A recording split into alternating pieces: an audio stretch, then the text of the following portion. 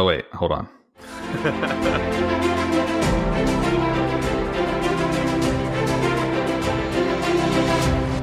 Welcome to the bonus level.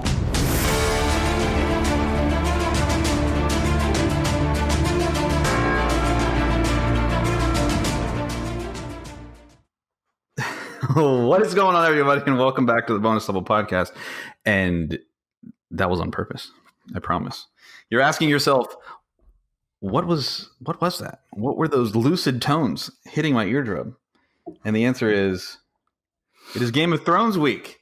And this week, on this level, we will be covering all things Game of Thrones leading up into the brand new season that starts in 4 days now, right? Four to Sunday. Is it 4? Thursday, Friday. Yeah, after when this comes out, it'll be 4 days. Yeah. Do you have that by the hour and minute?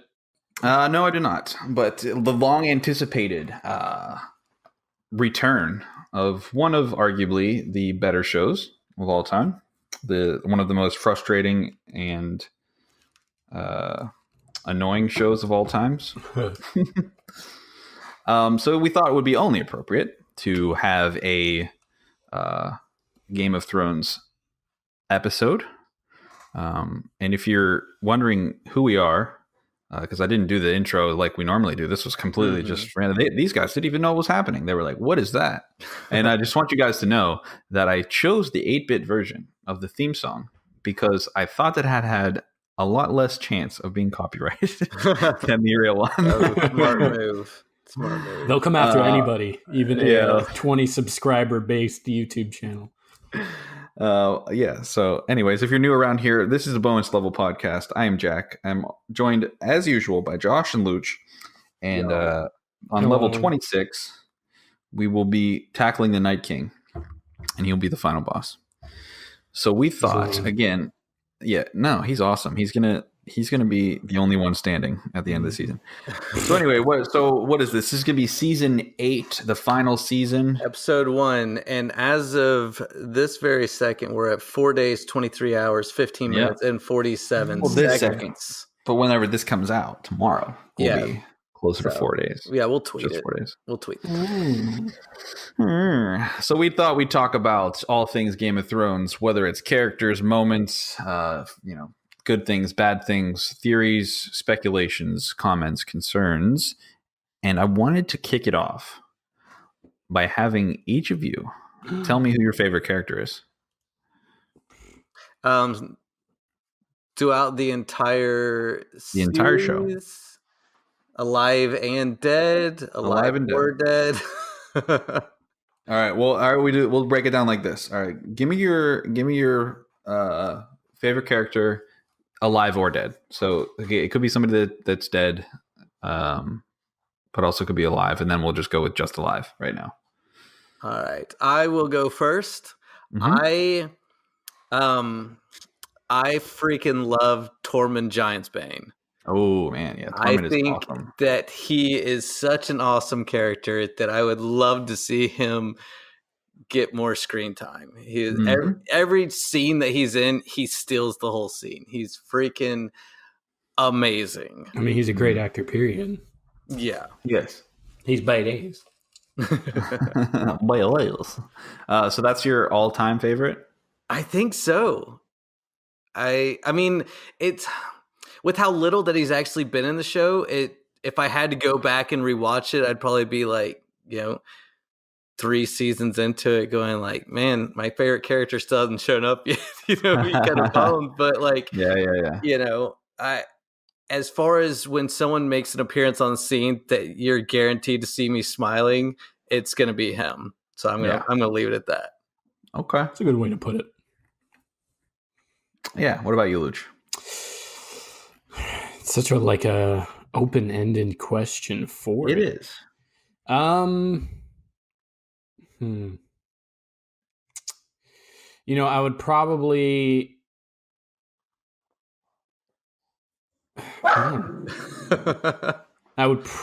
have to give it to Arya right now. Arya? Really? I mean, dude, man, I literally, the goosebumps encircled my body when that fight scene between her and Brienne that sparring. I was Yeah. like, I was like, oh my god, we got a Jedi. Just, dink.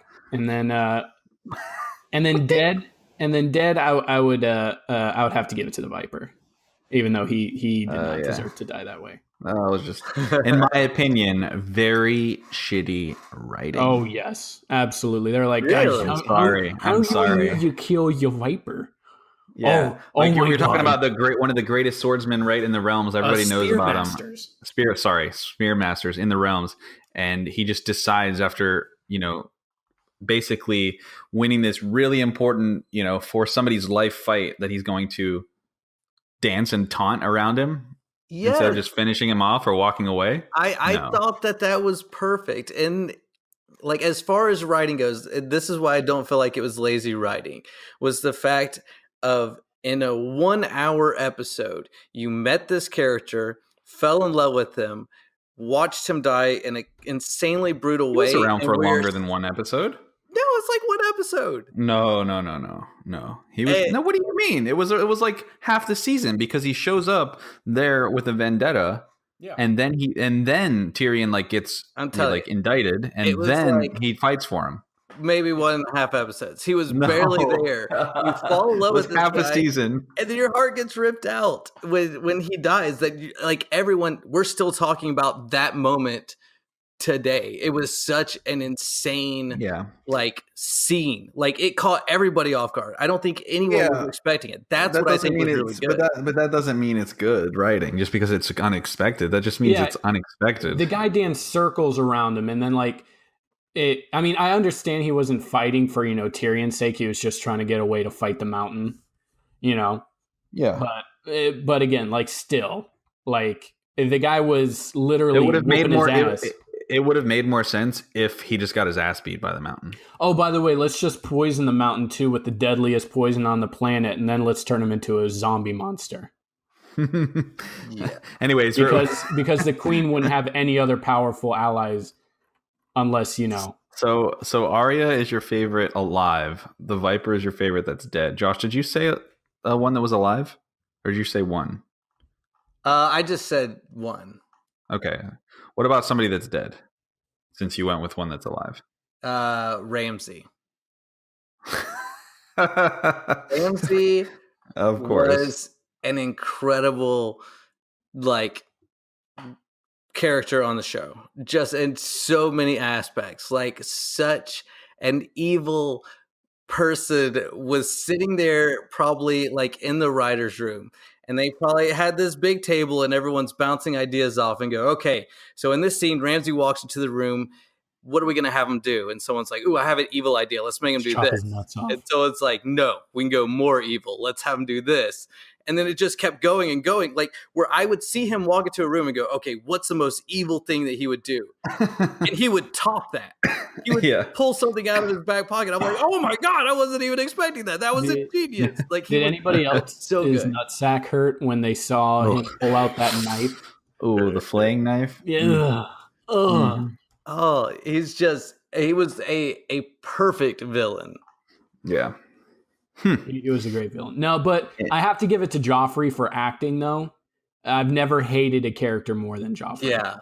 I don't know, man. This show gives you a whole new meaning of loathing. Yes. Loathing people.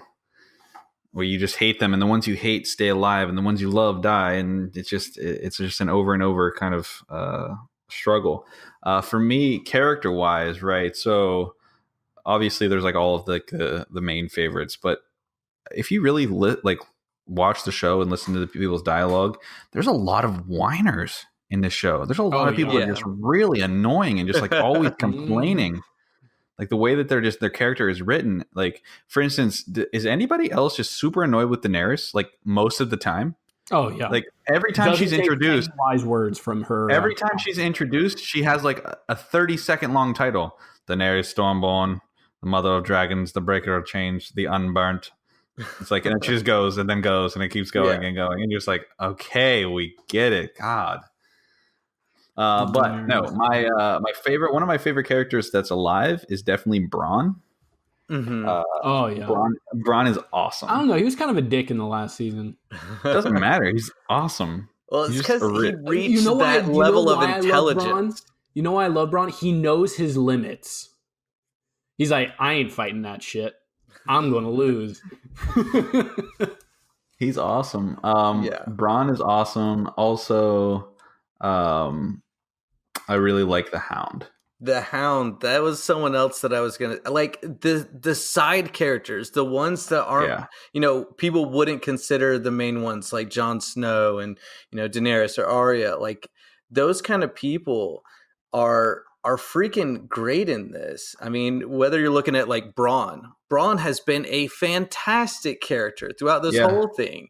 Gendry's a cool character, like I said, Gendry's with Tormund. Awesome. Davos, the Hound, like, Sir Davos Seaworth is amazing as well. Yeah. Those like side characters are awesome. Are cool as hell, like without having to be the main characters, which I think is super fun. I think, but ultimately, my favorite character is the Night King. He is pretty dope. Edgelord right here. I just think that the level of intrigue and mystery surrounding like the White Walkers and like the Night King and all of that is just absolutely, I mean, I don't know. It's just very well done. Like, because you don't really like, about them, but then again, it's just like, whenever they got the dragon and it's just like, oh, what is it going to do? And it shoots out the blue fire instead of regular fire. You're just like, holy shit. Yeah. When they drug it out of the ice and then like the final shot of that episode and it's just like its eye turns to blue. You're like, I called that shit so hard. Well, that was what this show has been so good at, is just at the end of an episode having you literally either gasp or your jaw be wide open going, oh my God, I can't wait to see what's happening next week. You're getting on social media. You're going, did everyone see that shit? That was crazy. Yeah. I like that I like a show that brings dialogue with other people. There's too much crap on TV that you could watch for yourself and go, hey, did anyone see that show? And everyone's like, no. It's like, yeah, well, you didn't really miss much because like these two people talked and then they had cake and there's a couple jokes and that was it. Like this show blows your freaking mind. Most annoying thing on social media. What's this Game of Thrones show? I've never seen it. Or the meme is like, I'm one of the 1% that's never seen Game of Thrones. I'm so not mainstream.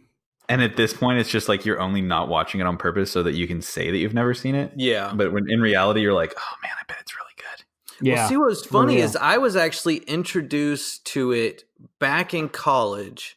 And for those of you that know me, I went to college long before the show actually came out. That I had friends that were reading the books and they were discussing the books. And I was sitting here listening to two people discuss the Game of Thrones storyline without never reading the books, never, of course the show wasn't out or anything. So I was like, what the hell are these? What are they talking about? This sounds terrible. There's like incest and murder and they're like joking about this. And then like, I saw the very first promo that HBO did for Game of Thrones, and I immediately called those friends. I was like, dude, they're making your book into like a movie, because they just kept talking about it and raving how it was such an awesome book. Like, it was just hilarious that, it turned into something this big. That finally caught on. Yeah. Oh, yeah. And now it has gone to the part where like he just won't write anymore. So it's past the books and it's just doing its own thing at this point. Well, and so I have a question for you guys. On something as big as this, do you think that a one-person writer could fulfill the needs of so many people? Like, has this thing grown to a place that he can't finish it himself, that he has to have a team of writers? No, but it doesn't matter, because as soon as like when you have a written publication of something that's the TV show's being or movie is being based off of, they take the script, the story, the overall arc, and they work it, and then it's like loosely based on that or whatever, and they add stuff in. Once it goes past the point of like there is no more writing for this part, like he writes up to season 4, and then now the writers are making shows based on the story arcs that have happened so far. There is no coming back from that. There is no like going back to a single writer. Now, if he would have written, the next one, whatever it is, I don't remember what the next one is, was the Winds of Winter or something like that. If he had written that already, and then they were doing the show based on that, then the show is completely different because they're deviating from it, but at the same time, it's all based on one person's writing and point of view. Now it doesn't. I mean, there's no comparison. They have an entire team. They have all of these story arcs going different directions. Yeah, all of these things that he probably never even Oh, he's probably raging right now. He's like, this isn't what I intended. What I intended is for Reek to become king. He is swimming in horrors like Tyrion right now off of all this money he just made. Like you guys, he should be doing nothing other than drinking and fucking right now. Did you guys ever see the video of like what the character should actually look like? No. Yeah, based on what the book is. Like Tyrion's actually like super pale, has got silver hair and is like 2 different colored eyes and is like super ugly. He is not, but Tyrion's like the god of, like short people. Sorry. Well, he's the most handsome man in the world. Dude, freaking Dinklage knocked it out of the park. Like, he has played this role. And he was godly and freaking well. And like, he fucking killed it in Game of Thrones. Yeah. Guarantee that's why they pulled him. It's because of Elf. He's played this character so well. It's such a lovable character. The writing for him is fantastic. We're like, think about it. If he had been in Joffrey's role, even if he had killed the role, I don't think people would have loved him. But his character is such a good, lovable character. He's hated by his family, so he's trying to do his own thing, but then he also doesn't give a fuck, so all he's doing is like banging and drinking, like he's just awesome. Like, that's all there is to it. Yeah. The casting, right? We always talk about like choices for TV shows and things. I feel like they've done a really solid job, even though, right, that we're talking about the difference in appearance from the book, the casting for personality wise.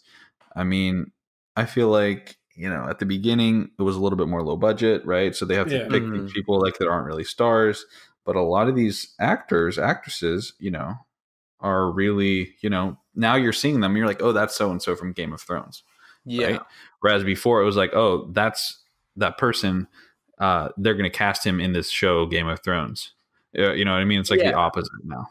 Well, and I think that some of them were like, British actors and stuff that may have been more popular over there, but just not here, in the US, which, as far as US viewership, I think that stuff is awesome because, like, if this whole cast was made up of like John Travolta was Jon Snow and Halle Berry was Daenerys and stuff like to me, that kind of stuff kills. Way too distracting. Yeah. It just like, I can't jump into that realm with them, where like having these characters, they are such believable characters to me because really, I don't think that I had seen many of them in like very few other roles before this. Oh, for sure.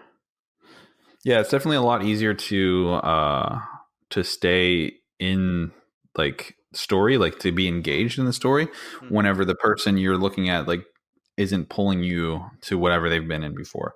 Like that's like watching, Steve Carell, right, in something else. Like, he's a great actor, but it's really hard. Like Nicole was watching a show, or was it a movie? I think a movie, like Steve Carell's like Beautiful Boy. I guess it's like a drama or something like that. And she said he's such a good actor that, it's really believable for him to not be seen as Michael Scott or as Brick from Anchorman until he yells. Yeah.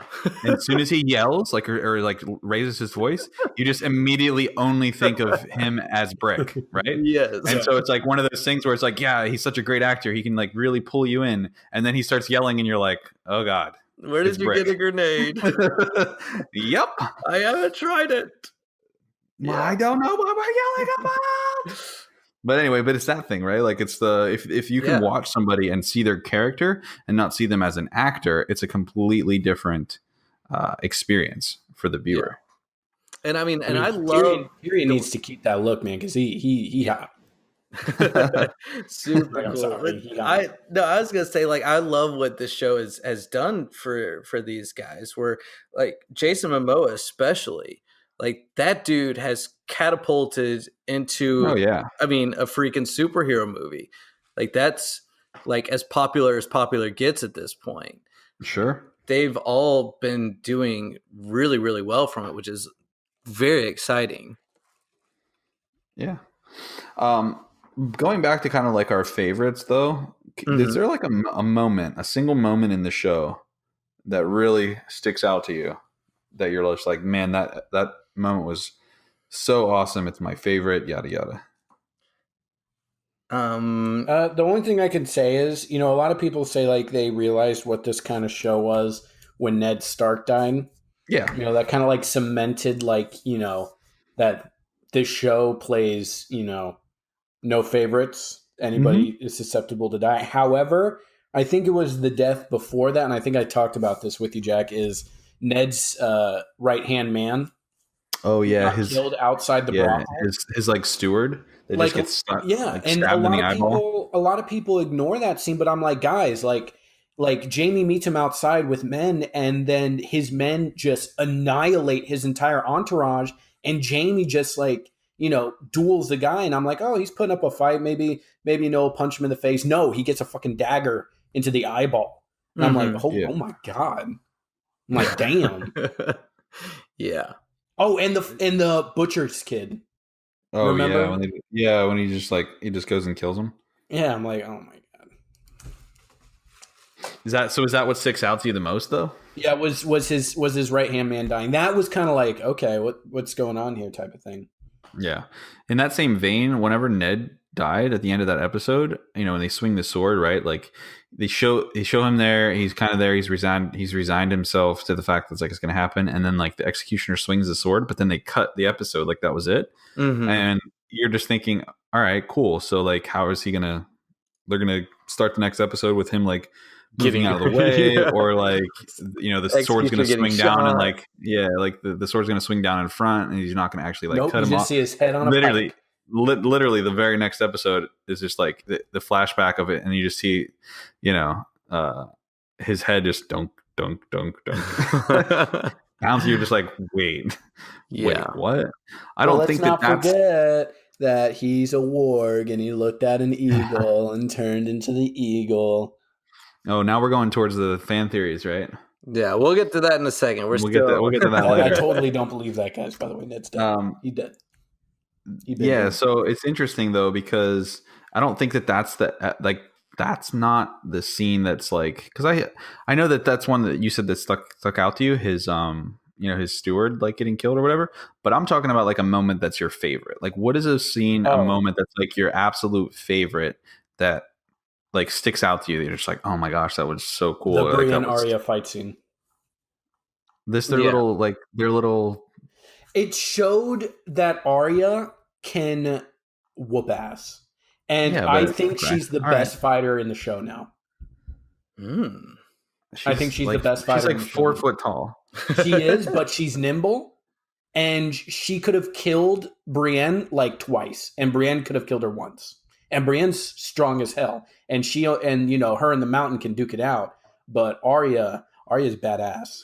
Arya be whooping ass. There's so many like other like really cool moments though. Like Olenna's, like Lady Olenna, just like, by the way, put sunglasses on. 'Twas me. Tell Cersei, I want her to know. Yeah, that was. I want her to know that it was me. Yeah. Dude, how would you have felt like if she was like, I want Cersei to know, and then she drinks it, and then he's like, it was me. But then nothing happened, and then Jamie's like, "That was just water." Yeah, and then she's he like, just took over. It's like an Yeah. The Red Wedding was just unbelievably hard to watch. Oh my god, yeah. From start to finish. That knife slit from man. No, not even that. Like, not even the knife slit. Like the Lannisters send their regards. That like cut into the side was his wife. It was the pregnant belly getting stabbed.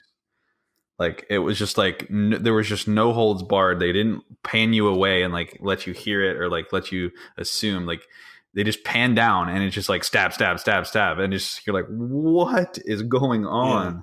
Yeah. Mm-hmm. Oh my god, really brutal. This isn't one of my favorite scenes, but I had a scene like that where I couldn't it just didn't make me want to watch it. It was that scene where Tyrion sent the two whores to Joffrey's bedroom. Oh And yeah. then made him torture her, and then he made him like beat her with the statue. Oh, I couldn't. I was like, what? that was that's crazy. brutal. And you just heard the thunk, the Uh-huh. Yeah. That was brutal. Whenever the dragon burns the wall down, spoiler alert, with the blue fire, bro. Yeah. That scene was nuts. Is insane. That made me so upset. I can't believe that's how the wall fell. That's dope, man. It was really cool. It was really Well, awesome. How couple else things are you going pissed to me knock off, down like- a wall like that other than a giant undead dragon? So let me ask you this then. Yeah. Are you guys familiar with any of the parts from the books?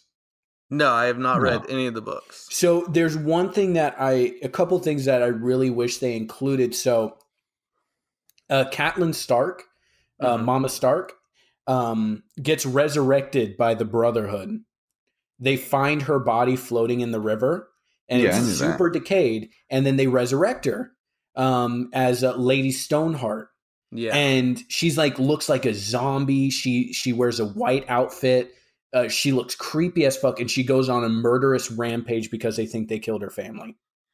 Right? Yeah. And I'm like, that's one of the coolest characters. Like that's that's when I feel Catelyn would have, made Grey was being freaking Lady Stoneheart, but they took that out. And I was like, oh my god, that fuck hurt. Yeah. Yeah, I mean, what? So another moment, right? Was in the episode the Battle of the Bastards. Whenever Jon, after they kill his brother, he runs out to the middle of the field, Dude, and then like the whole entire like all the horses coming scene, that like 15-minute battle.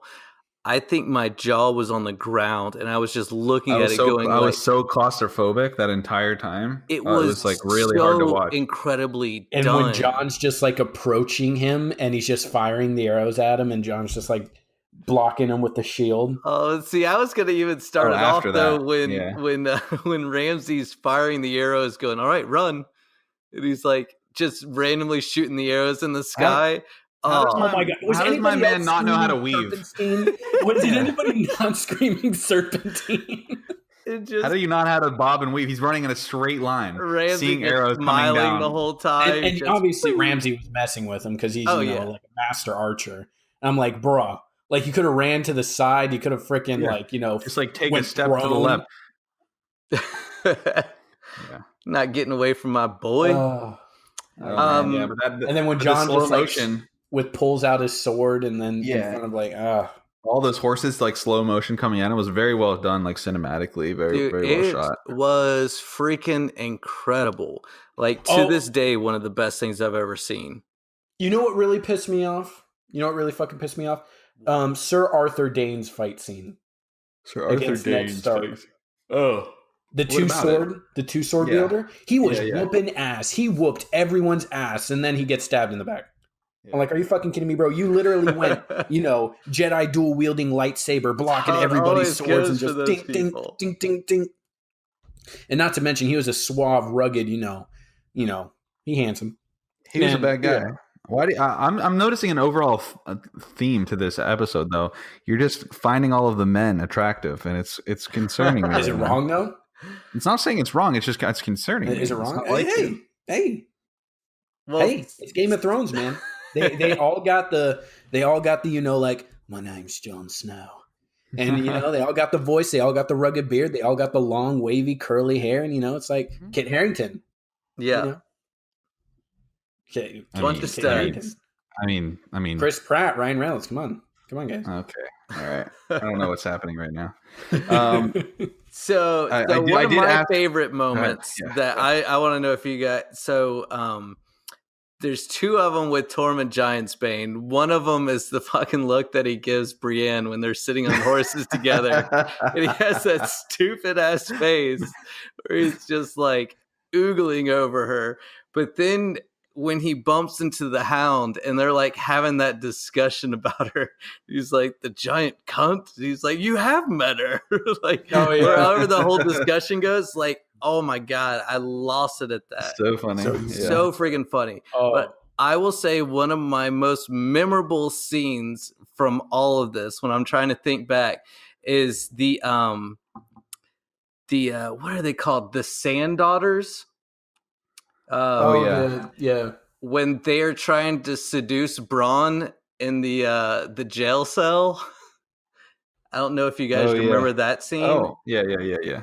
Oh my God. That scene is incredible. Why? Why are you calling out that scene?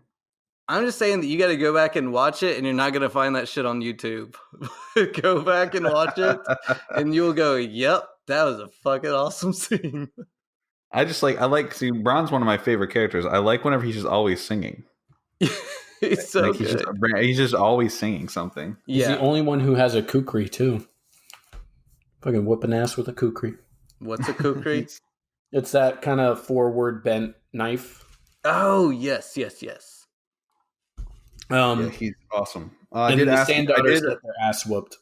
By the way, well, yeah, I did ask Nicole the same question, and she brought up a really good point. So, if you think about it, right, all of these really, really awesome scenes are all accompanied by amazing music, right? So, the musical score in Game of Thrones is unlike. I mean, there's very few TV shows that really come close when it comes to like, music matching moments. I mean, you think about the Red Wedding, the Rains of Castamere, that song, and then like that whole scene going into it is just like very, like I was joking the other day. I was like, they could play that song throughout the entire show. It's just like like very brooding. It's gloomy, and and she also is able to pick up every character's like theme. Like every character has their own kind of score that kind of plays whenever they're about to do something, or whenever they're about to be shown on screen. And between those and like the battle scenes, the fight scenes, like one of her favorite overall, like the whole show moments is whenever Cersei blows up the septum. And that music starts playing before it actually happens. And the what's his face is crawling, trying to put the flame out, and then like they keep showing Cersei up in the tower, and she's wearing that like all black, like the up to her neck dress, and like people are like yelling in the septum, and the High Sparrow's there, and like it's just like very chaotic. But then there's just like this daunting, haunting music playing behind, and then it explodes and everybody dies. Yeah. And then she's just standing up there like looking over it, and it's just this very like, without the music it's still a a crazy scene, but then you add in this like amazing like score, and it just makes it a million times better. So I think that walks off the fucking mountain. The music can't be overlooked when it comes to these like really, really awesome moments. We actually went to see, and I think you guys remember, we talked about it a little bit. We went to see the Game of Thrones live, like where they do this like amazing concert experience, right? You go and you watch the composer, and I'm gonna botch his name. His name's Ramin Djawadi. Ramen noodles. No, his name is like Ramin Djawadi, or Djawadi, I think is how it's pronounced. But sorry for botching your name. But he's the one that composed all the music for the show. And there's this, they bring in the local orchestra and the symphony, and like you have this incredible visual and audio experience where they play the scenes up on this giant screen, and then they're playing the music to some of the scenes live, and then they go through, season by season, playing all these like amazing moments. And there's all these different instruments, and there's just people, and it's a very well put together like production. Yeah, but it was so cool, like actually seeing the music live, but also experiencing it with thousands of other people like watching the show together. It's like this giant watch party, and you're watching all of the best moments, like this big compilation. It's this 2-hour compilation of the best moments of the show combined with all of the amazing soundtrack to it. Yeah, I mean, it's so awesome. It's incredible. Like it's such a recognizable thing. I mean, you played 4 seconds of the clip at the beginning of the podcast, and it's everybody instantly is like, oh, I know exactly what that is. Like, it was such a good score, like just incredible. Yeah, it really was it is really a great intro. Yeah, what I mean, that's the thing, like from the intro to the outro to the Yeah, everything the music in between. It's just like, the music is just such a crucial part to any like super, super like amazing scene or moment or any of that. It's just really, really good. So definitely a huge shout out to the composer and just the music in general in the show. 100% agree. For sure. So let's transition into some maybe some more controversial. So I wanted to bring up the very first thing that you mentioned, Luch, and that was when Ned dies.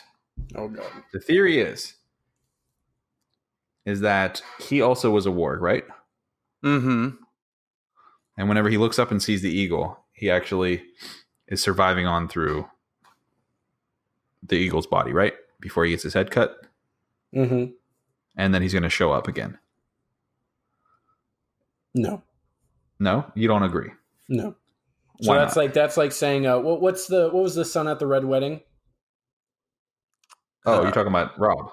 Yeah, Rob. So Rob's actually a warg too, and he warged into a rat that was running on the floor. But then the guards got hungry, and so they ate the rat. Maybe he did. Maybe he warged into his direwolf. Oh, he couldn't have because the direwolf got stabbed, and that's a part that I block out of my memory. Right.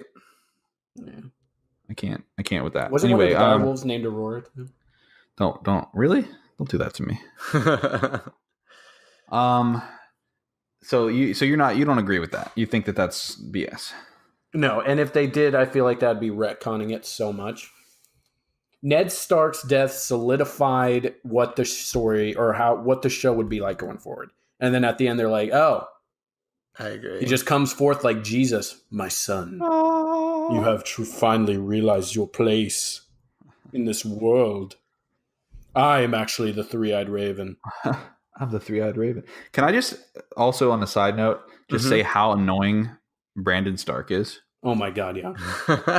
Like, come season 7, whenever he like survives, he's there, and the girl's like trying to like, she's like, I gotta leave, I gotta get back to my family, and he's like, okay, and she's like, wait, that's it? Like, I just, my brother died.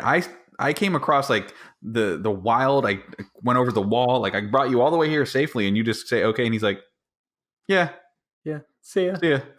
She's like, what happened to you? He's like, what, where are you? And he's like, yeah, I'm not Brandon. I'm a three-eyed raven.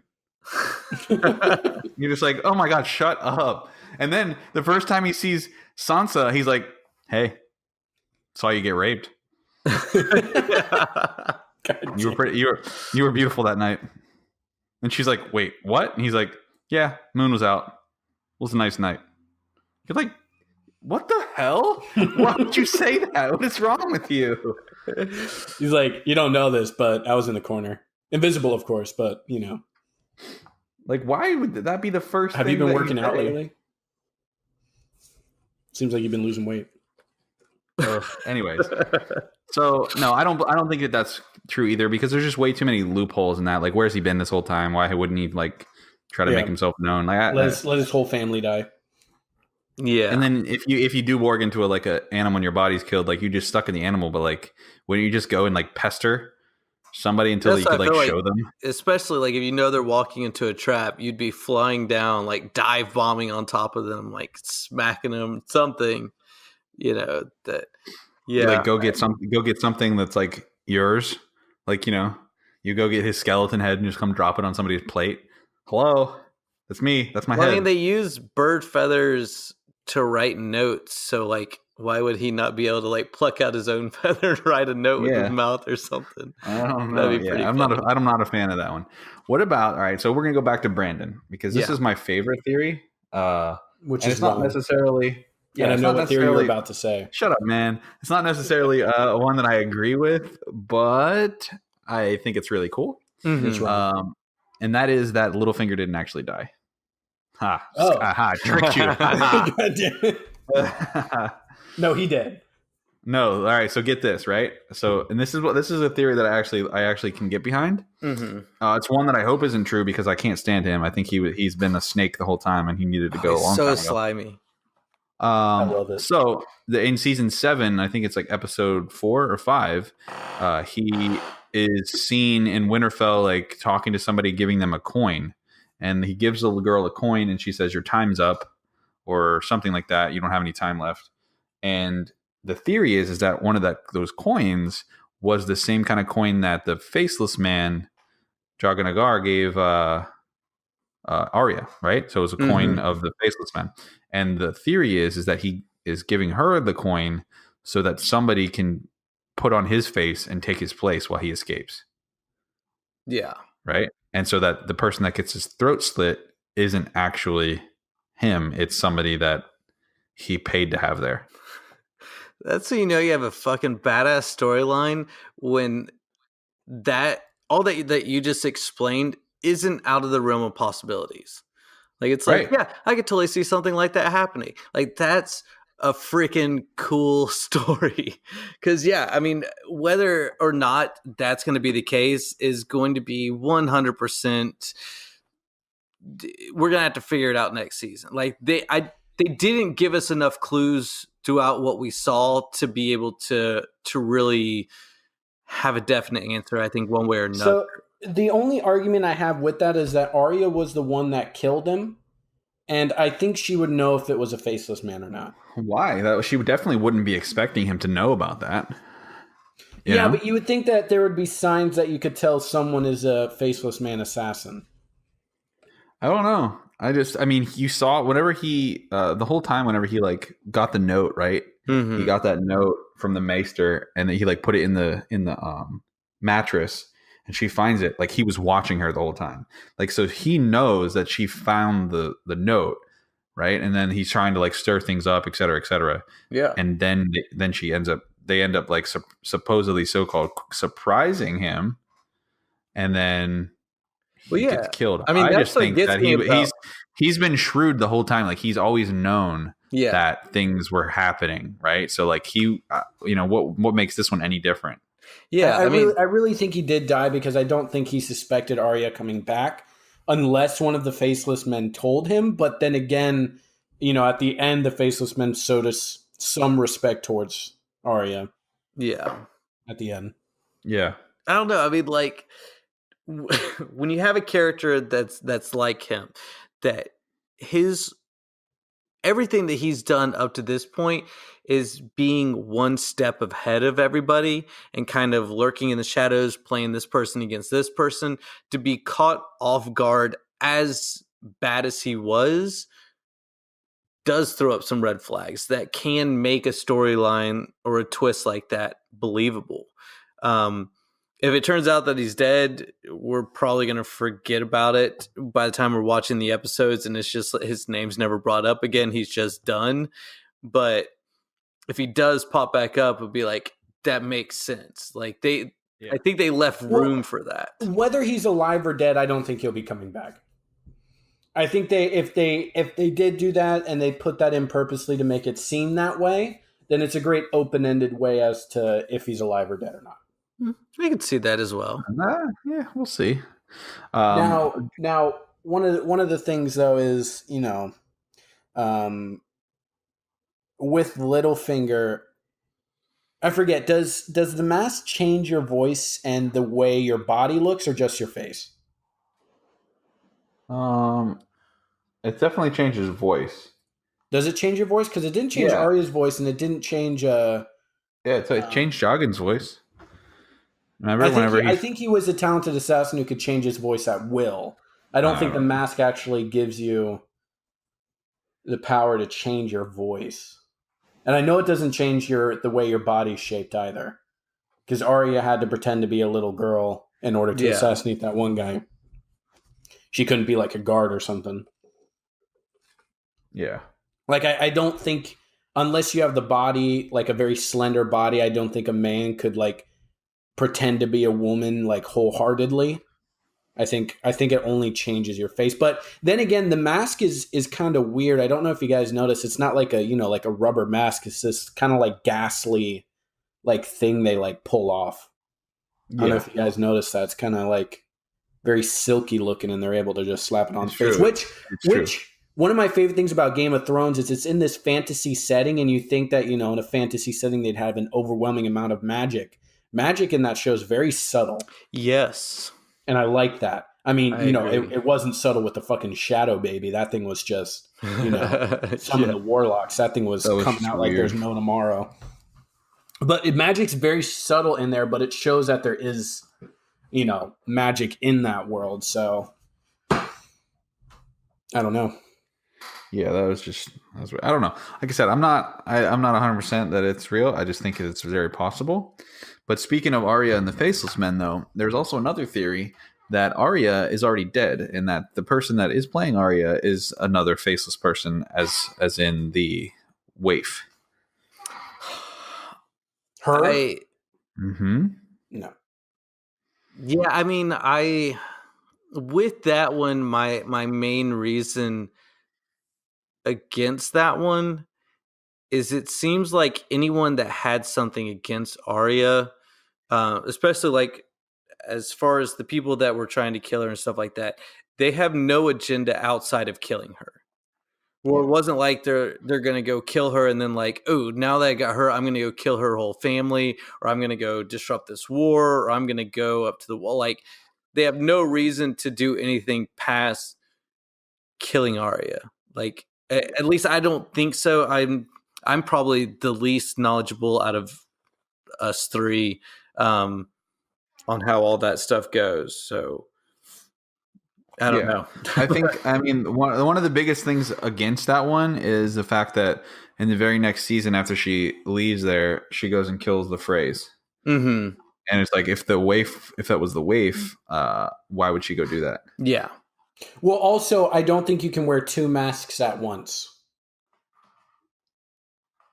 I don't think you can wear two masks at once. So if the wife is wearing Arya's mask, And then another then they mask on can't top put- of that. Yeah. yeah, I don't think they can wear two masks at the same time. Because if it is a type of magic, I think that would be Yeah. OP. Yeah, like I said, I'm not 100%. I don't really follow that one for sure. I just know that's pretty. Oh, no. And probably the biggest thing to go away from that is there's actually a scene of Arya getting her sight back. Remember, she's like blind. She closes her eyes and opens them up again, and then she's not blind anymore. Oh, yeah. So that's also... Yeah. I mean, that could, in theory, though, that could be just the wave putting on her mask. Her face. Well, that wasn't really putting on her face. That was just... I mean, I'm just saying that the way that they filmed it, that's the way it could be. But anyways, I don't think that one's... And the waif was a master of the quarterstaff, where Arya is a master of the rapier. And she whoops ass with that rapier. True. All right. Now, one of the more important ones, not really fan theory, but kind of prediction, right? We'll get back to it. I have another couple theories to talk about, but prediction wise, right? So Cersei, right? So Yes. Are you guys familiar with the prophecy? Mm-hmm. That she's going to die by the hand of her younger brother. Yeah. So So it says, 6 and 10 for him and 3 for you. Gold shall be their crowns and gold their shrouds. And when your tears have drowned you, the Valonqar, which is Valyrian for little brother, shall wrap his hands around your pale white throat and choke the life from you. So that's the prophecy that was spoken to Cersei, right? Yeah. Mm-hmm. Which brother do you think it's gonna be? It's got to be Jaime. Like, I feel like Tyrion's so kind of removed from everything at this point. And even if he was in the same room with Cersei, he seems to pity her almost more than he hates her. And I feel like if she were to die at the hands of someone like Jaime, you could really imagine Jaime crying as he's choking her because she's gone mad, like the Mad King kind of situation. Yeah. You know, that's something I can 100% picture. That if it's something else and you have Tyrion standing on her chest with his little hands around her throat, like, I can't picture that as well. So I think Arya is going to kill her, masked as Jaime. Ooh. I think Jaime's going to die. He's going to get a face. He's going to get Jaime's face. She's going to get Jaime's face, put it on, and then assassinator. I don't think so. I think that this is a pretty literal prophecy.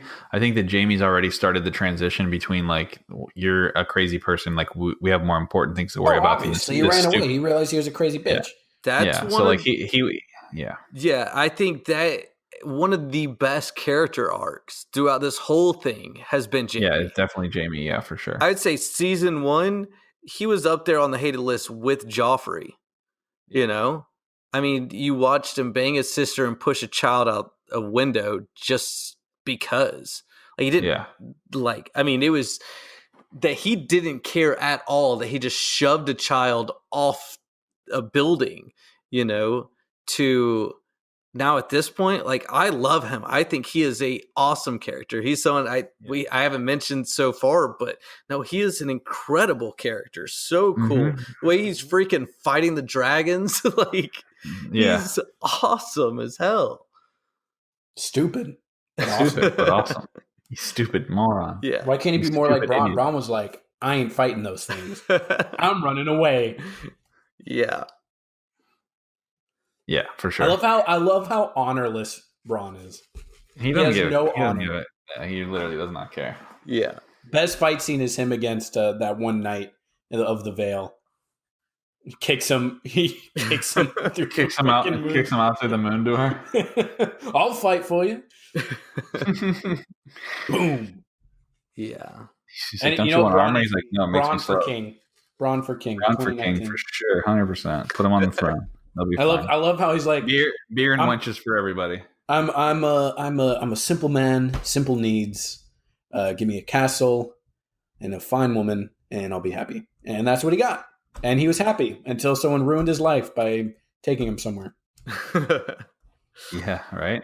Oh wait, didn't he get annoyed with his wife or something? He hated her or whatever. Or he didn't hate her. She was just really annoying. Like she was like really clingy or something, right? It was a good scene also with Bronn training Jamie again. Oh yeah. I like that. I like that they bonded. I really hope the three of them become a squad. Bronn, Jamie, and Tyrion. Oh yeah. I think that also. I think it will be Jamie. I don't think it will be Tyrion. I think it'll be Jamie. I think he's gonna have to come back when they're either taking back, you know, the capital or whatever, or something like that, and he's gonna have to like try to plead with her, and then she's gonna be crazy, and he's gonna kill her. If it is Jamie, what's going to happen is they're going to be invading the castle. You know, people are going to be fighting all over the place, and all of a sudden it's going to go into slow motion. You're going to see Jamie with his helmet in his hand walking down the corridor. People are fighting each other, kicking each other out of windows. You'll see a burning corpse somewhere. Then he walks into her room, and she's, you know, talking, and then he'll walk up to her and kiss her. It'll be a romantic kiss, and then all of a sudden his hands will wrap around her neck, and he'll choke her to death. Is that while they're banging, though? Is it like... By the way, I'm from the future, and that's exactly what happens. So there's another quote by the lady that did the prophecy, right? And she says, you know, Queen you shall be until there comes another younger and more beautiful to cast you down and take all that you hold dear. Who is she talking about? Bronn. Yes. Bronn 2019. You know, hold on one second. Before we answer that question, I just want to say the only Lannister who didn't deserve to die was like the daughter. Oh, Tommen too. I mean, Tommen was weak. Tommen was weak. The only thing he did wrong was not be a king. And I mean, Marjorie played him like a fiddle, but Marjorie was awesome. Yeah, Marjorie would have been a great queen. There's just no reason for him to not get his wife out of prison. Yeah, he was an idiot. Like, yeah. He was too much of a mama's boy. But he didn't deserve to die for that. Yeah. I mean, but the daughter just like had nothing to do with the story of Marcella? Yeah. She died because she shouldn't be named after pasta, okay? That's the issue there. Chicken marsala. Yeah, she was Marsala. That's not pasta, bro. I'm Italian, There's pasta in that. Fuck you. There's pasta in chicken marsala. Marsala is chicken, you know, with mushrooms, and then you got and then you got noodles. Educated slooch noodles on marsala. Yeah, huh? Oh my God, talking about? Anytime I've ever eaten eaten chicken marsala, it's had noodles with it. It's been pasta. All right, we'll go back to the only kind of Italian food you know from Chef Boyardee. Okay, go back to what you know. Whatever, man. All right, so what I bet you wanna think know, chicken parmesan's Italian. before we continue on with the fan theories, what is? Wait, you gonna answer my question? Who's it gonna be?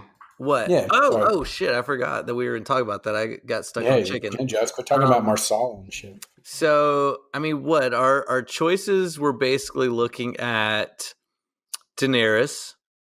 We're looking at Sansa. Sansa, yeah. Oh God, please no. Dear That would make Lord, the most sense. It would make the most sense, to be honest. It would make the most sense. I mean, like, well, Daenerys would make the most sense. No, it wouldn't. No, she died. She gonna die. No, she's not living to that point. There's no way. That's the thing. Like, looking at it right now, going like she's the baddest bee in all the land. Like, no one holds a candle to her at this point. The reason why I don't think it's her is because she's not actually the rightful heir to the throne. Like, as soon as everybody figures out that Jon Snow is an actual Targaryen and not a Stark, like he's the heir. He's the dude. But if we're talking about she'll try to kill him too. Or did you not say lady? You just said beautiful person. I don't know. No, it's younger and more beautiful. And yeah, I guess I think it's referring to a woman because it says, "And queen you shall be until there comes another." Yeah, so we wouldn't think Queen Jon Stark, Jon Targaryen. Yeah, I mean, like I said, just off the bat, Daenerys, like I said, is the baddest one. Like, if right now, if you were like, okay, Sansa and Cersei had to fight their armies to the death, or they have to fight to the death, you would think Cersei's going to win all day long. Like, Sansa just hasn't reached that pinnacle point of being able to rule the Seven Kingdoms. Where Daenerys, you could easily picture her sitting on that throne at this very second. But she's a bit tyrannical. Yeah, but you could still picture that she doesn't if she's ruling see the word of her council as much as she should.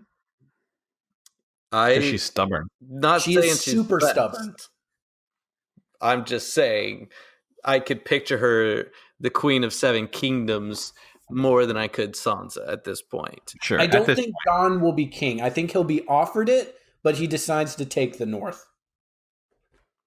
I think that's. I don't think there's going to be a North. But anyways, Josh, what were you saying? Oh, well, what I was going to say is, what's the one thing that you've been waiting for the past 8 seasons? What's something that you have to see within the next 6 episodes, these last 6 episodes, that if you don't get them, that you're going to be kind of bummed out? Is there a question you want answered? Is there some scene you want to see? Is there what? Yeah, I want to see the Night King actually, like, I want to see him and the army, the dragon. I want to see the battle. I want to see the battle between the living and the dead. Yeah. And I hope that it's a drawn out, like it's a, and not over in 2 seconds. I hope that the dragons have to fight each other. The two other, the other brothers have to fight the undead one. Like, by the way, the entire war could have been stopped if they just didn't go out into the go fight the Night King. What, in the first place? Yeah, they couldn't have gone through the wall. Without the dragon. The dragon definitely helped. I don't know if that would have completely. No, because they retconned the Horn of Winter. Originally, the Night King has a special horn that he got because he is the first Night Watch captain, Jack. Okay, who has a thing called the Horn of Winter, which when played, it knocks down the entire wall. That's a he doesn't handy have dandy little item. Yeah, well, his lover was also that seems kind of broken. Yeah, his lover was also the Ice Witch from the Chronicles of Narnia. So okay, well, that seems like a broken item to have in the realm. So I don't know why they made that. Hey, I'm just saying. And Longclaw's supposed to talk, but you don't see it talking, do you? No. Well, anyways. Yeah, that's what I'd like. The dragons better fight each other. Yeah. I really hope when they CGI the dragon, I want it to look a bit more like zombie-ish. you know, more Wraith-like. I think maybe it hasn't gotten to that point yet because it was fresh dead. I mean, it had been dead less than like 2 minutes. I do want to see the Night King go on like just a mass murdering spree without the dragon. Like I want him to like superhero land into the middle of the army and just like literally Bruce Lee like with his staff. Just I don't think it would make that noise though. But yeah, you know what I mean. But a couple things I want to see. I would love to see the a lot of the people that we've met throughout the show come to the aid of them. Like I would love to see the Faceless come to Arya's aid. I would love to see Jakar just show up. I want to see Syrio Florel make an appearance. I want to see him front flip and save Arya and just go sword fighting. I would love to see that. I would be super happy if I saw that. Yes, because I don't think he died. I don't think he got his ass handed to him by that idiot. You know who I'm talking about, right? Arya's Swordmaster from the first season. Syrio. Mm-hmm. Yeah. Well, I was going to say, and what made me think about it was the Clegane Bowl, the fight between the Mountain and the Hound. That is something that I've been. I mean, they've been hyping that possible fight, but like since forever. But like, I mean, the thing about the Mountain is he's too overpowered now. Like he was pretty powerful before, but now he's an undead monstrosity. Yes, and the now instead of crushing a man's head with both hands, he can crush a man's head with one hand. I agree, and I think it's going to be an awesome brother showdown. Like it's something that you know what would make it fair. What? That I just thought about. What if the Hound gains the powers of the Brotherhood guy? He becomes the new chosen one. You know the guy with the flaming sword? Yeah, what was his name? Beric Dondarrion. What's it called? Fire Sword of the something? Oh, yeah. Like, what if the Hound pulls out a sword and it goes into fire and he can't die? That would be a fair fight against the Mountain. It would be so freaking epic. I would love to see like the Mountain crush the Hound's head, and then you just see it like regenerate. I just think like the Mountain, of course, has been a freaking awesome character that has been used just here and there. Every scene, though, when he walks by and slams a person into a wall and just pops their head like a grape, it's incredible.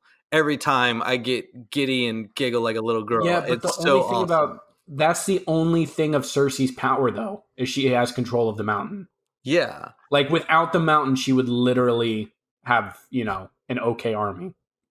Yeah, so, I mean, it could get to that point in the season where people are fighting and stuff like that. You got armies fighting armies, but then you have the Mountain and you have the Hound meet each other on the battlefield, or like that's something that I've been excited and hyped about since, I don't know, the season that I found out they were brothers. Like I'm really, really looking forward to it. That's going to be awesome. 100%. As long as I get that, I'm happy. Yeah, 100%. That's going to be dope. I'm trying to think if there's anything else that I really wanted to see. Well, I mean, there's obviously a lot of stuff, right? Yeah, I mean, there was a couple theories that I think we probably discussed, off podcast and everything last year, was just the fact, like, it hasn't been confirmed that Tyrion's a Targaryen yet, right? Are you talking about Jon Snow? No, Tyrion. Tyrion? Yeah. No, he's a Lannister. There's lots of theories of him being a Targaryen. Because of him, I'd have to look it up. It would take he killed his mother whenever he was born. Yes, but his father may not have been his father, and that's why there's always been like this kind of shit with him. If I don't know, we'd have to like pause the podcast, go watch like 30 minutes of YouTube videos and stuff like that. But no, I thought that you knew about that when I had heard that one before. No. Yeah, we're definitely going to have to look that up tonight. And if anyone else isn't familiar with that one was one that really got me hyped. I mean, because basically they talked about the 3 dragons and the 3 Targaryens riding on the dragons. The Targaryens basically being Daenerys, Jon, and who was the third? And all of the signs were basically pointing to Tyrion. Now things have, of course, changed because there's only 2 dragons other than the undead one. So that kind of mixed things up a little bit. What about anything with Bran basically starting everything? Like all this kind of came in motion because of him time hopping and jumping different places and stuff like that, and seeing the Night King and making different people. The Night King would have invaded regardless. Bran didn't start that.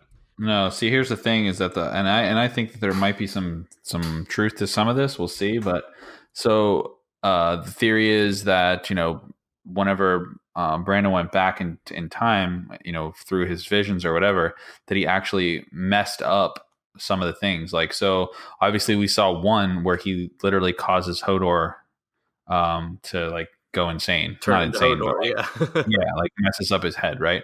So then there's another theory that like whenever he went back to warn the Mad King about the White Walkers and about like the oncoming war, that he like messed up the Mad King, and the only thing that the Mad King could get out of it was burn them all, when he was like trying to tell them like you can only kill them with fire. And so that's like, and he like messed up his head, and so then he just the Mad King actually became mad and just died screaming burn them all, kind of like Hodor only being able to say Hodor, which is a little crazy to think about, because that actually makes sense to burn them all. Like you can only kill them with fire or with dragon glass, right? Yeah.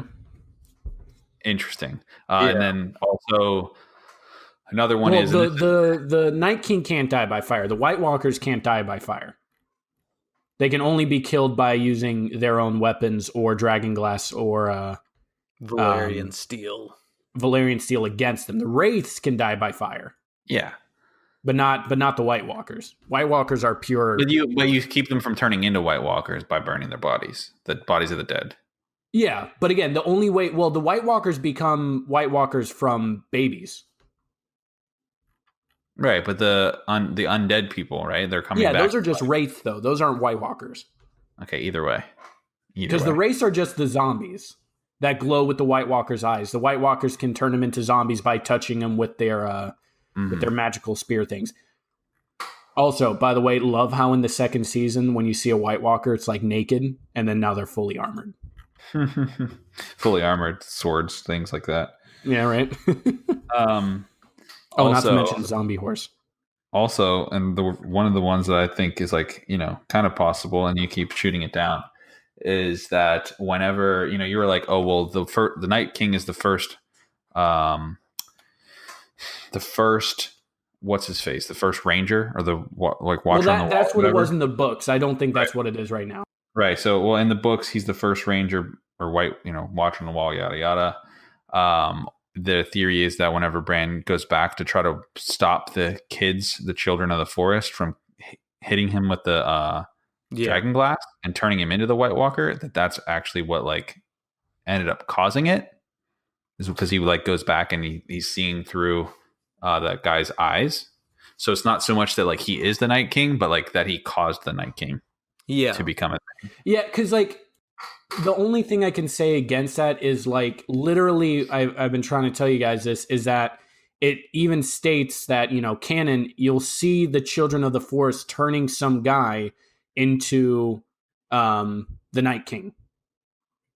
Like the Night King is the first White Walker that was created, and the White Walkers were created by the children of the forest to combat the human invaders. Right. And that's the idea, is that he went back to try to like stop them, to warn them, and it actually caused them to do it. Yeah. I mean, again, that is definitely possible. The only thing I'm trying to state is that Bran is not the Night King. Not the Night King himself. Not the Night King himself. He could have caused it. Mm-hmm. Absolutely. I mean, but again, Bran really isn't Bran anymore. He's now, whatever the fuck you want to call him, the Three-Eyed Raven. So the Three-Eyed Raven could have caused all that. And maybe, the Three-Eyed Raven is a neutral player, meaning that he's not good or bad, but he needs to make sure that the flow of time happens. Yeah.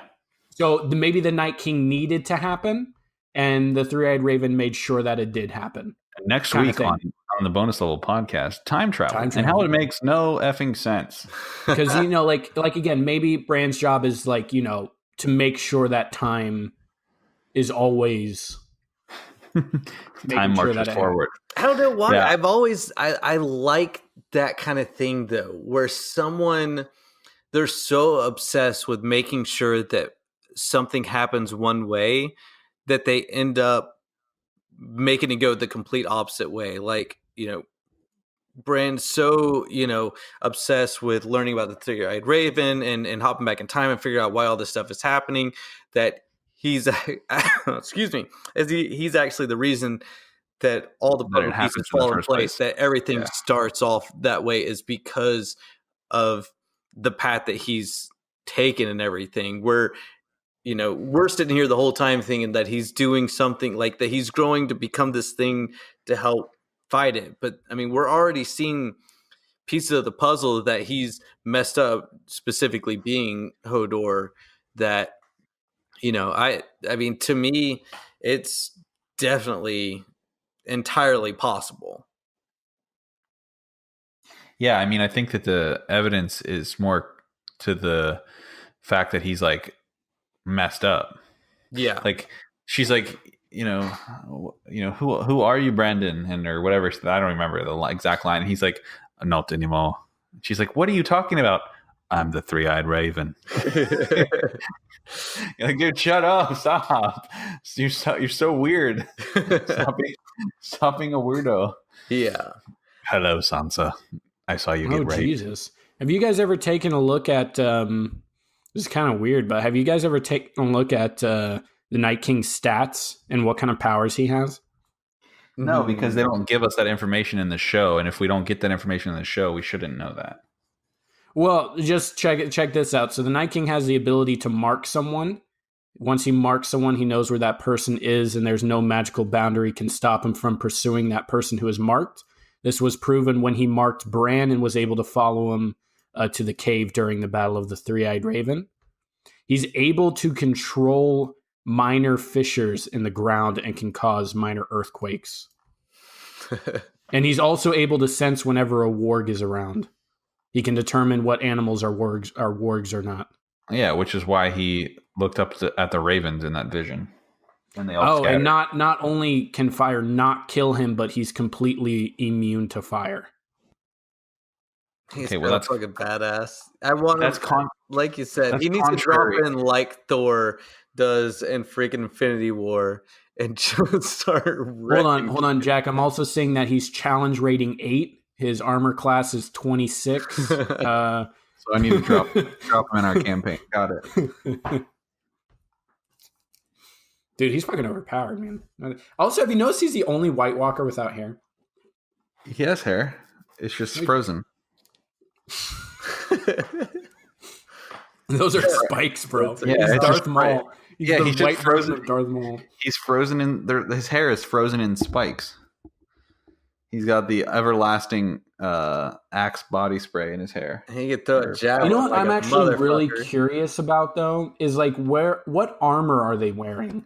Because I feel like that would be a big hint as to like who they are or where they came from. They're wearing like he's wearing like like he's a robe, robe, like full chainmail. Well, he's got like this kind of chainmail armor on. Yeah, he's wearing like the armor that like Jon Snow wears. No, this thing looks more like it kind of looks more oriental in style. Like it's kind of got that like samurai look to it. Yeah, I'm telling you. And then it's got this logo crest on there. It's the Night Watch armor. Yeah. I don't know. Take a look at the picture. I don't think it is. Pretty sure. It's definitely different. Yeah, take a look at it. Mm-hmm. It definitely has its own style to it, and I've never seen a Night Watch person wear that. And the other White Walkers wear it too. Yeah, I don't know. He looks badass, though, I'll say that. Mm-hmm. Mm-hmm. I just have to commend the show. Like any show that has watch parties, I will say kudos to you. You've done a good job creating your show. If you've got it to the point where people want to be together with other people watching it. That's a really, really awesome thing. Like we used to have watch parties for it. Right now, I don't think I have anyone here around that is gonna watch it with me. So you guys are gonna have to hook me up on the webcam and we're gonna have fun. But super freaking pumped, man. It's been how long? A year and a half? Oh yeah. Jesus. A long time. Now here we are. I know. And then once this hits, we have how many more days till Endgame? 12 after that. Mm-hmm. You want to come down for that? I wish. Right.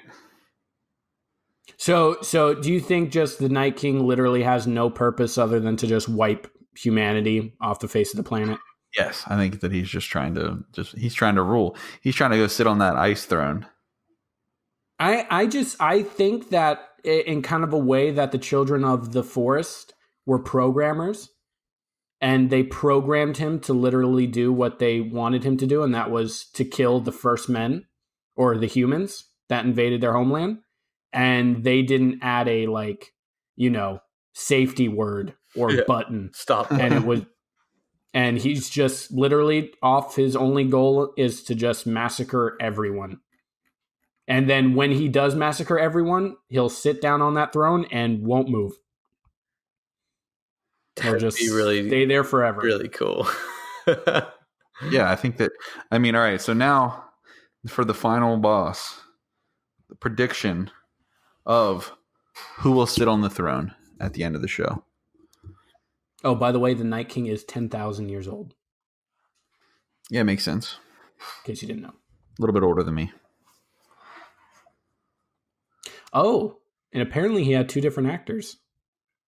Yeah, that doesn't mean anything. He's all under makeup anyway. No, I was just curious. I mean, I don't know why they got rid of the first one, though. He wasn't cold enough. Yeah. Vladimir Furdik. All right. But yeah, so final. Who's gonna sit? Throne. Tyrion. I think if they listen to what fans want, it would be Tyrion. No, I think the fans are rooting for Jon or Daenerys. I mean, Tyrion definitely maybe for the right hand. He is the perfect right hand. Yeah. There's no one better suited to be the right hand. Yeah. But I think Jon will focus on rebuilding his home. I'm pretty sure the North will be massacred. If it's not massacred by, the Golden Army, it'd be massacred by the Undead Army. It's going to get sandwiched in between some. It's not going to get massacred. It's not going to get massacred by the Golden Army. The Golden Army is going north with Jaime to help fight. No, the Golden Army's with Reek's brother or cousin. The Golden Army. Oh, with the Golden Army's on Cersei's side. With Euron. Yeah, that's right. I really want to see what they look like, by the way. I saw a glimpse of them. They look pretty badass. They're going to get wiped out by the dragons. Well, what I'm hoping is that the Golden Army will realize what they're up against and join Jon and them. Yeah. I think Cersei's going to die before the Night King is destroyed. Yeah. I don't want there to be any fake alliances. I don't want none of that bullshit. I want Cersei to get obliterated before the Night King shows up. Yeah. And if the Golden Army's smart, the Golden Army's going to protect them. And I hope they don't think we got this huge, massive river between our continents.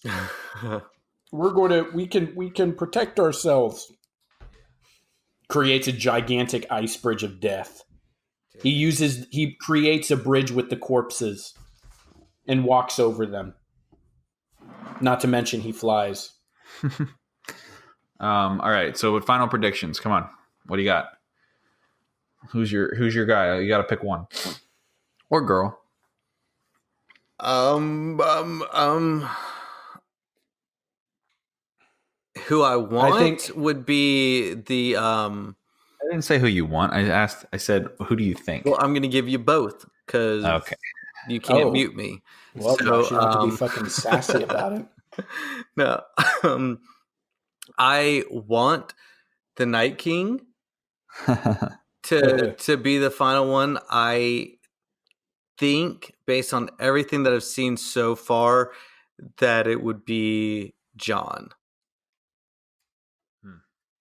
Is what I think it's going to be. So we'll see later. What I would like. No, just who you think it is.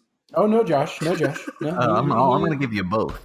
What I would like is the Night King. I think that would be awesome if the show just ended on a sour note. Everybody dies. If the world is ice. Winter has come. It's just over. You know. I will say that's the best way. Undead. That's the best way for it to set itself up with another thing to go along with it. No, it's over. There's no coming back. Everybody is over. There. Everybody is a White Walker and or an undead. Well, again, the only thing that they could do is escape to Esteros. Wait, or is it Westeros? No, are they in Westeros? So the only thing that they could do is escape to Esteros and then plan a revolt against him during that time. Yeah, no, because the Night King can't conquer Esteros at the same time. I think I want the White King to sit on the throne, everything to be dead, everything to be iced over. That's the show. They wrap it. It's over, and it's just a heavy conclusion. Yeah. Would he take an Ice Queen?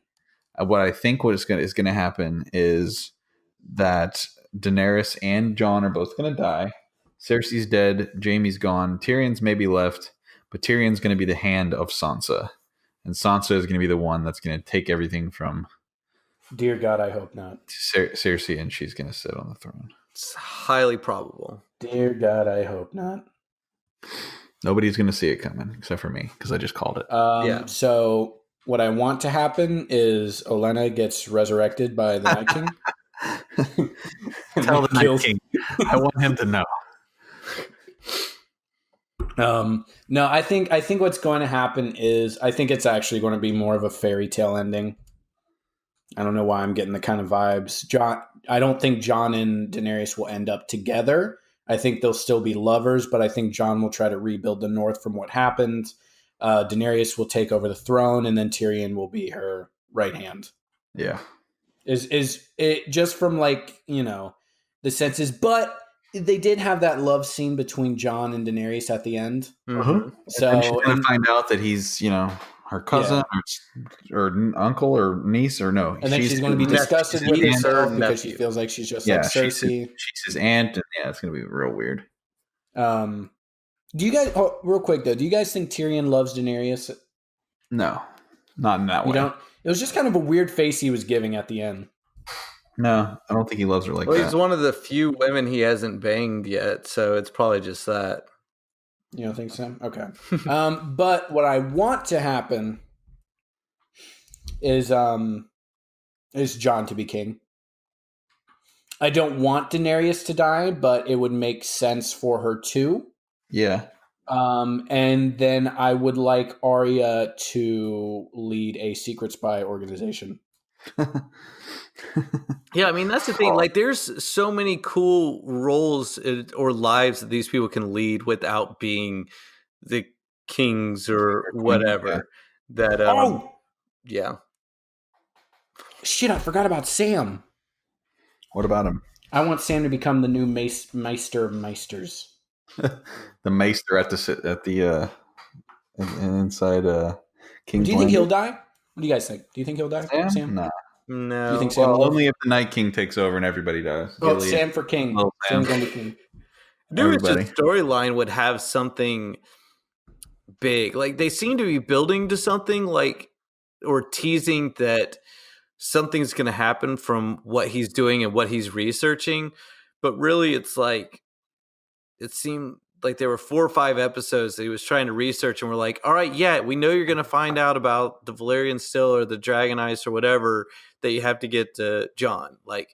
Hurry up and find it so we can move on, because why do we have to keep watching scenes of you looking through books? We know what's going to happen there. So, yeah, I don't know. Something needs to pick up with him, or they just need to, I think the only thing that's going to happen there is that he's going to figure out fully that, and tell everybody that Jon's a Targaryen, and is the actual rightful heir to the throne. But I think that would happen sooner rather than later. I hope. Yeah. That's what I'm saying. I hope. Because you can't interrupt the battle with drama. I really hope that there's just 1 or 2 episodes of designated battle. Yeah, same. Yeah. Like, I want... there's only 6 episodes, right, left, and it's just like, oh, man, how do you wrap all this up in 6 episodes? I don't hear one Wilhelm scream, or one, my leg, I'm going to be, it's going to be upsetting. Now... Real quick, yes. Do you think Baratheon's dead? Who? Which one? The one that used the red lady with the shadow babies. Oh, Daenerys? Yeah. Oh, yeah. Do you think he's dead? Do you think Brienne killed him? Yes. Yeah. What, you think so? What about with we haven't mentioned Gendry at all. Gendry, yeah, he's a Baratheon. The bastard one.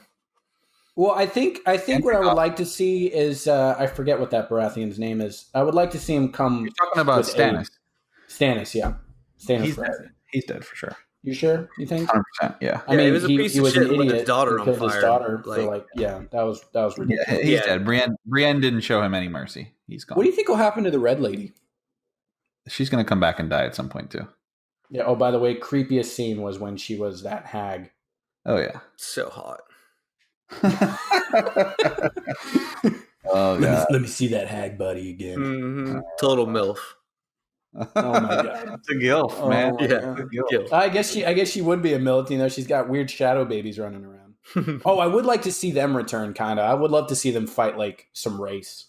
I don't know. We only have so much time. It's like I know.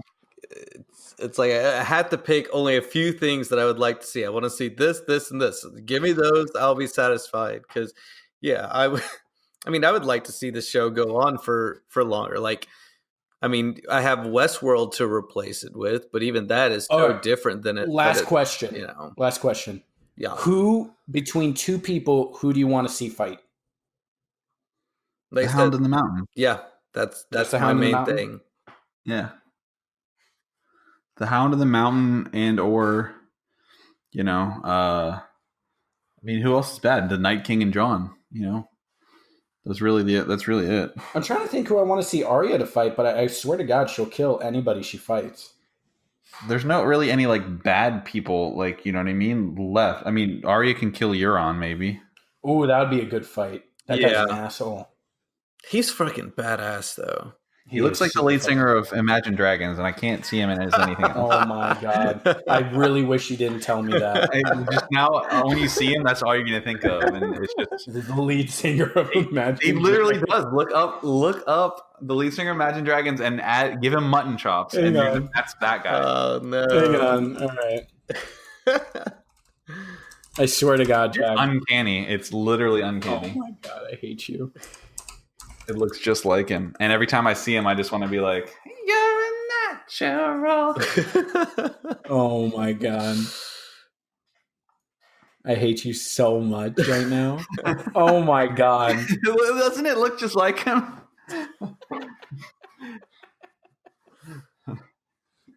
He's going to come out. He's going to hop off the ship and be like,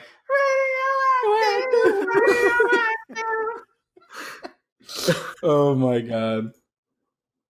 Wow, that is really weird. I will say though, we needed a character like Euron Greyjoy on Cersei's side, though. Yeah, he plays a really good pirate. Yes, friggin' badass, really very cool character. Anyways, now that everyone has in their heads that the lead singer of Imagine Dragons is playing Euron Greyjoy, I think we know who the final boss is. You're welcome for that. Still the Night King. He's too cool. Night King is amazing. And hopefully he will wipe everybody out.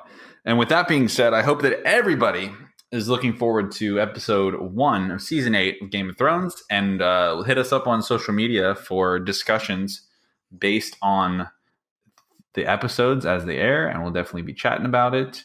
We are super excited So much so that we had to do a whole episodes. Yeah. Yeah. Hell yeah. And that's all we got. I'm excited. Let's go Night King. Hopefully he wipes everybody Go out. Night King. Go Lich King. Hashtag go Night King. Anyways, from all of us at the Bonus Level Podcast, I hope you have a great week, and we'll see you next time. Yeah, later. Taters. Till next week.